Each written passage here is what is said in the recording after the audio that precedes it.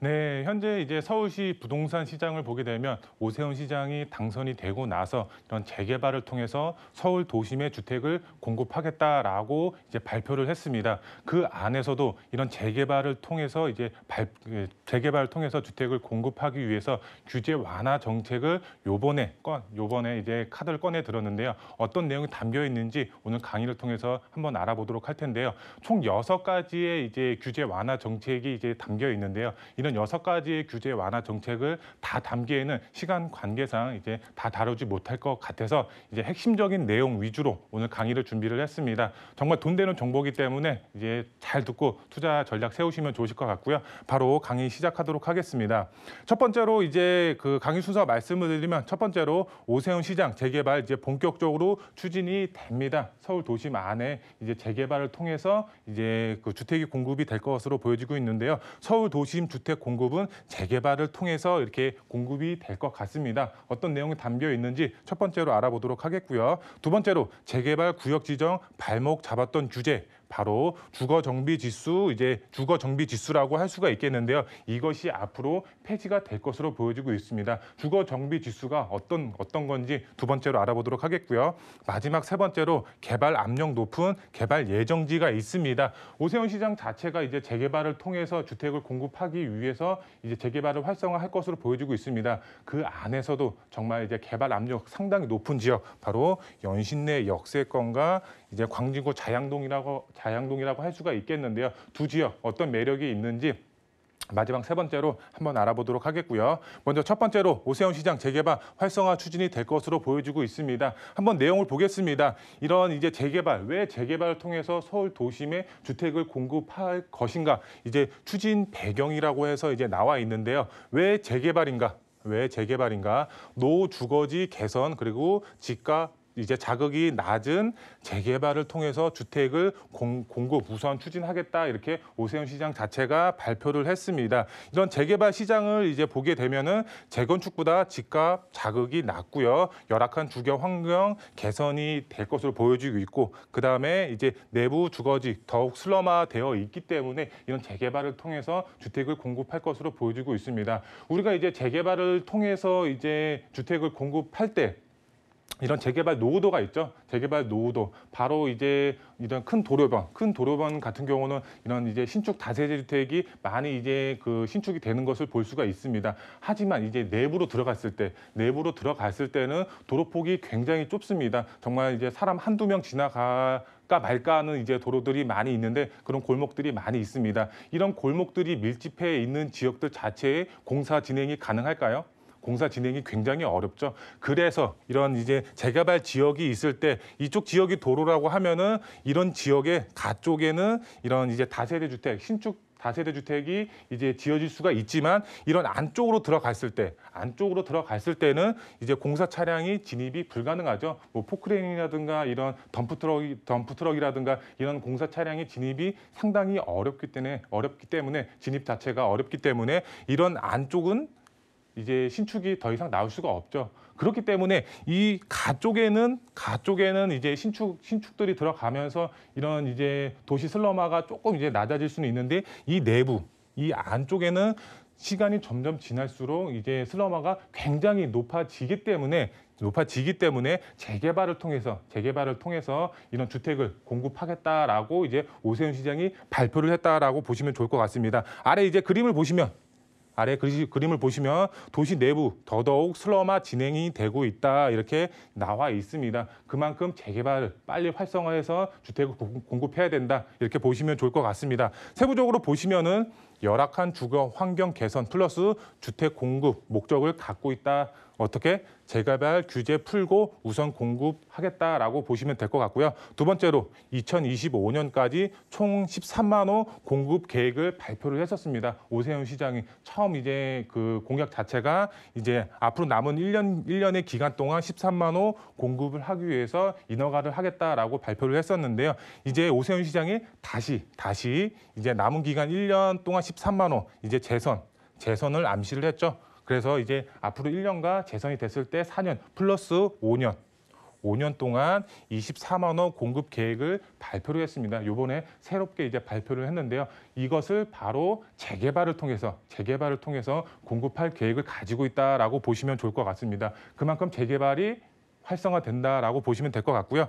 마지막으로 재건축 완화는 딜레이가 될 것 같습니다. 현재 규제 정책이 대부분 재건축에 쏠려 있죠. 초과이익 환수제라든가 분양가 상한제라든가 여러 가지 2년 실거주 요건이라든가 이런 이제 규제 정책이 재건축에 쏠려 있고 그 중에서도 안전진단 강화 제일 큰 몫을 차지하고 있습니다. 그런데 이런 재건축 완화는 상당히 시간이 걸릴 것으로 보여지고 있습니다. 왜? 이런 재건축을 이제 했을 때 집값 상승 우려가 가장 큽니다. 아파트 가격 자체가 상당히 높은 데다가 거기에 또 이제 집값 상승이 되면 더 큰 폭으로 상승이 될 우려가 있기 때문에 재건축보다는 이런 재개발을 통해서 그 주택을 공급한다라고 보시면 좋을 것 같습니다. 재건축은 집값 상승 우려 때문에 조금 딜레이가 될 것으로 보여지고 있습니다. 그렇기 때문에 서울 도심 주택 공급은 재개발을 통해서 주택이 공급이 된다. 앞으로 재개발을 눈여겨서 보셔서 투자의 전략 세우시고 투자를 하셔야 된다. 그래야지 큰 수익을 보실 수가 있다라고 말씀을 드릴 수가 있겠고요. 두 번째로 재건축은 앞으로 더 힘들어진다라고 할 수가 있겠습니다. 이제 왜 그럴까요?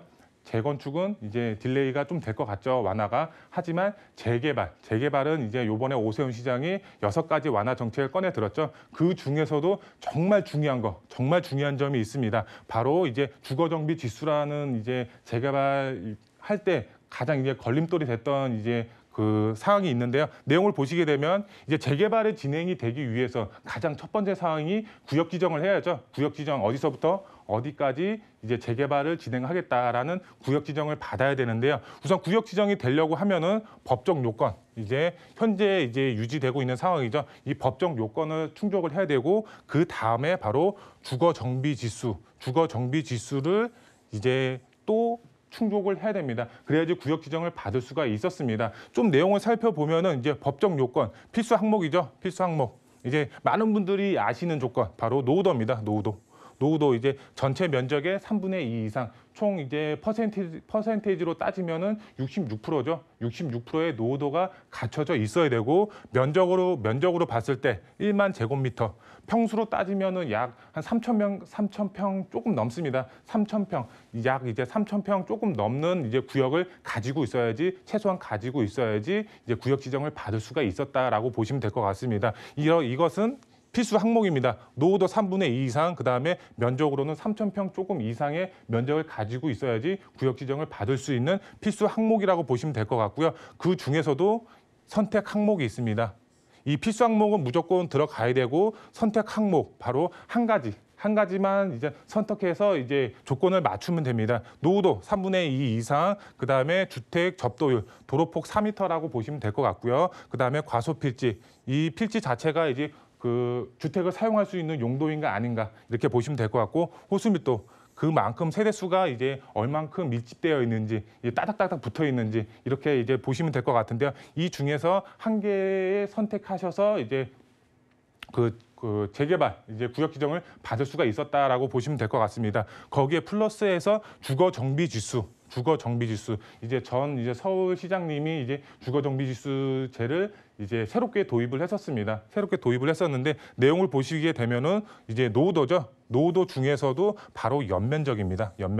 연면적이 60% 이상 차지를 해야 됩니다. 연면적이라고 하면은 이제 건축물로 봤을 때 이 건축물의 대지에 대한 합을 이제 연면적이라고 하죠. 이런 연면적의 합을 60%.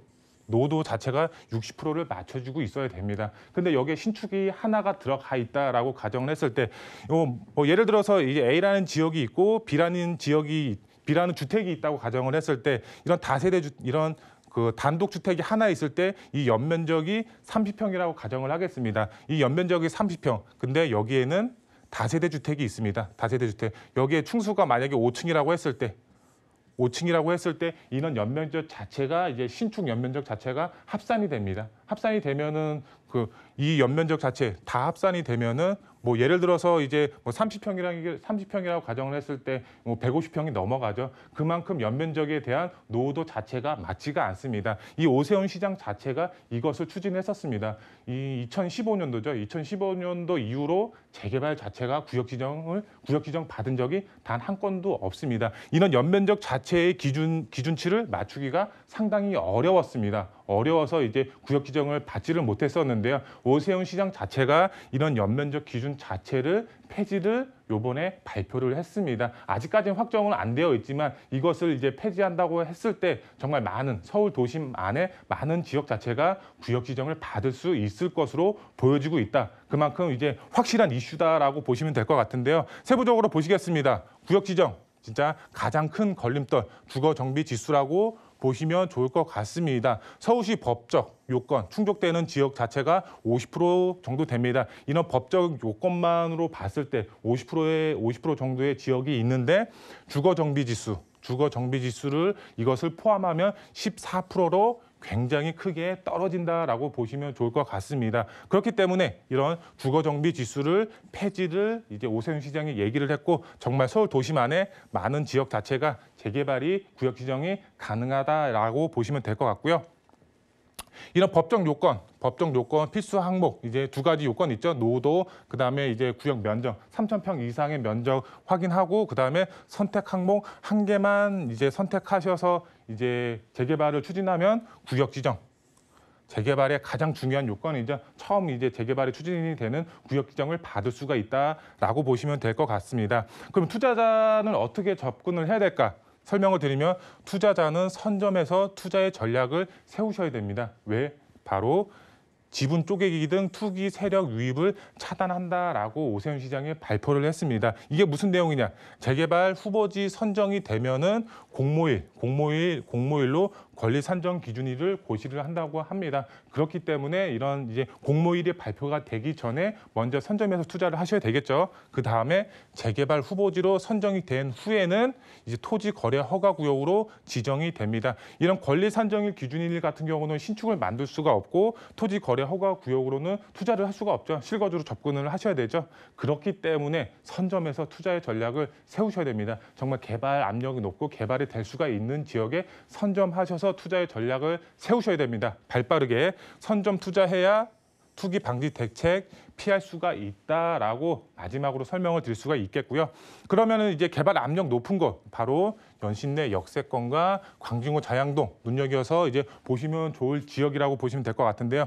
우선 이제 연신내 역세권 최고의 교통 호재죠. 바로 GTX가 공사를 하고 있습니다. 이런 GTX 공사를 하고 있기 때문에 지금도 지가가 조금씩 계속적으로 상승이 되고 있는데 완공이 됐을 때 정말 개통이 됐을 때는 상상도 할 수 없을 정도로 주변 지가를 크게 상승시킬 수 있는 최고의 교통 호재가 있습니다. 이런 연신내 역세권 안에 정말 노후 밀집 지역이 있습니다. 정말 개발 압력 상당히 높고 동의서까지 걷고 있습니다. 이 연신내 역세권 GTX와 노후 밀집 지역에 만났을 때 시너지 효과 굉장히 크겠죠.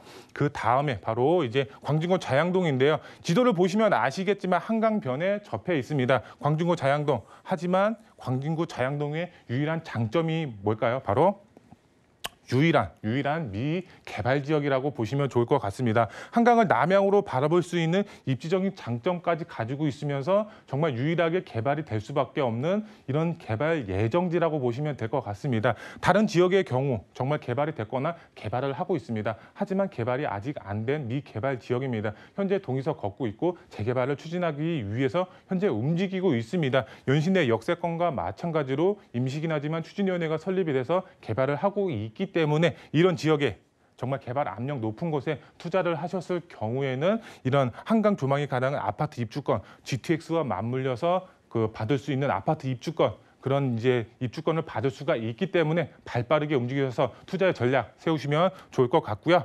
투자 포인트 3가지로 정리해 드리겠습니다. 첫 번째로 재개발 후보지 선정되면 토지 거래 허가 구역으로 지정이 됩니다. 투자를 하고 싶어도 할 수가 없습니다. 이런 노후 밀집 지역 안에 이런 실거주로 이제 접근해서 투자를 하시는 분들은 거의 없죠. 대부분 이제 갭 투자로 이제 투자를 하시는데 토지 거래 허가 구역으로 구역으로 지정이 되면 바로 갭 투자 못하죠.